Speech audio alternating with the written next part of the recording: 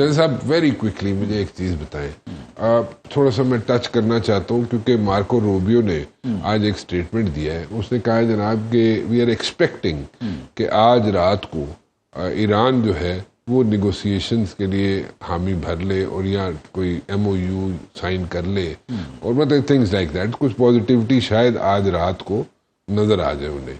Do you see that happening? क्योंकि मैं तो वो एक बार बार क्लिप चलाता हूँ अपना कि जनाब मैं तो कह चुका हूँ कि जनाब ट्रंप के 14 मई चाइना के विजिट से पहले ये वॉर जो है वाइंड अप करेगा। वो अभी भी करना चाह रहा है ट्रंप तो खैर, लेकिन ईरान वाले जड़े ने वो कोई मतलब परा तो पानी नहीं पैन दे रहे। देखिए मेरा ख्याल है जितना ईरान और अमेरिका इस वक्त कोई एग्रीमेंट के नज़दीक हैं, इससे पहले कभी नहीं थे। और मार्को रूबियो साहब की एक्सपेक्टेशन है, 3-4 दिन हो गए हैं, उन्होंने प्रपोजल भेजी है इनको, इस पर ईरान को एक जवाब देना चाहिए। अब देखें जो लेटेस्ट आज और कल जो वाक़यात हुए हैं, आज जैसे सुबह ट्रंप साहब ने ट्वीट किया कि हमारे 3 डिस्ट्रॉयर वो वहां से स्ट्रेट ऑफ होर्मुज़ से बाहर निकले हैं शिप्स को स्कॉट करते, और उस पर ईरान ने हमला किया और हमने उन पर जवाबी हमला किया और वहां पे भी किया, बंदर अब्बास पे भी किया, फिर जजीरा कशीम पे भी किया, लार्क पे भी किया, लेकिन cease fire maintained, distant blockage. They want to go for तो agreement. अभी देखें जो आप why is Iran so reluctant?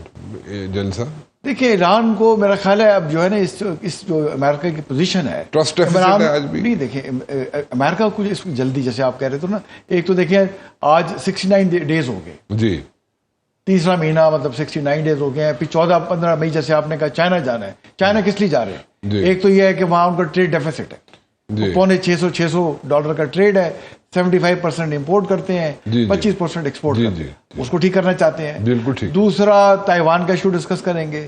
तीसरा वहां जो रेयर अर्थ मेटल है, जैसे आपको पता है कि 60 to 70% माइनिंग चाइना में होती है, ठीक, और 90% उनके एग्रीमेंट्स बहुत से होने हैं वहां पे, MOU साइन होने हैं, सारी चीजें उनकी ऑलरेडी ट्रम्प्स की प्लेट इज फुल।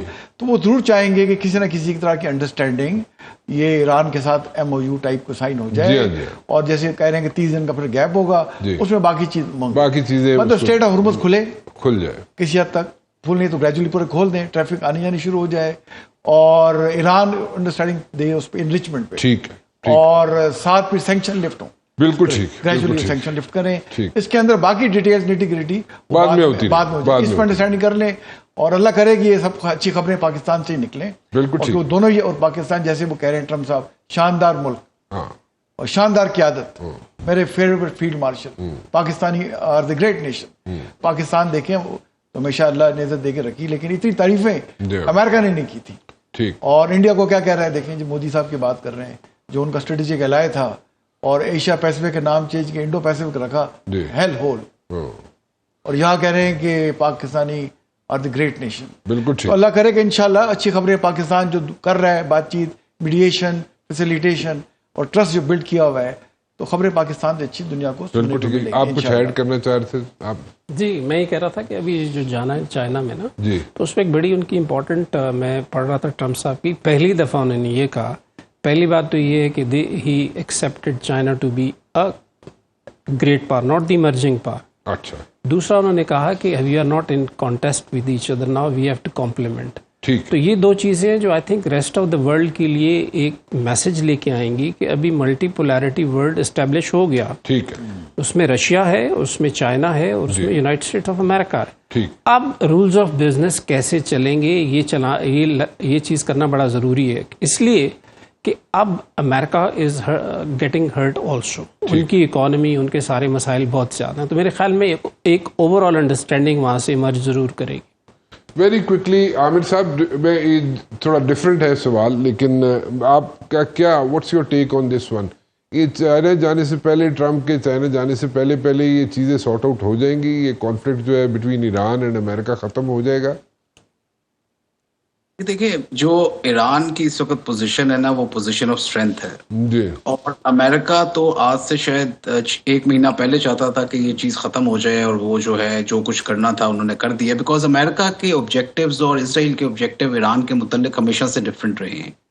अमेरिका चाहता है कि ये वाली जो बोगी है ईरान की, ये मिडल ईस्ट में रहे, और उनकी जो एक इंडस्ट्रियल कॉम्प्लेक्स है, मिलिट्री इंडस्ट्रियल कॉम्प्लेक्स, उसको एक इम्पेटस मिलती रहे, वो चलता रहे, क्योंकि उसके सबसे ज्यादा जो गाहक हैं वो इसी खित्ते में हैं, जिसमें सऊदीया, कतर और बहरीन और ये यूएई वगैरह हैं। तो वो डेफिनेटली ईरान को कंप्लीटली न्यूट्रलाइज नहीं करना चाहता कभी भी, जबकि इजराइल चाहता है कि ये एक आखिरी दीवार है जिसको खत्म किया जाए और ग्रेटर इजराइल को आगे बढ़ाया जाए। तो इन दोनों के ऑब्जेक्टिव्स डिफरेंट हैं। उस लिहाज से मैं समझता हूं कि ये कहीं ना कहीं जाके ये मुआहदा हो जाएगा।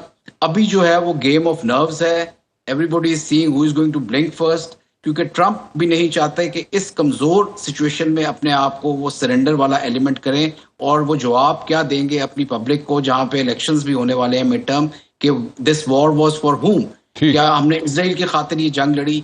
तो वो एक चीज है कि वो अपने आप को हमेशा दिखाते हैं कि he can force the things through, अपनी गैंगस्टर मेंटेलिटी ये वो।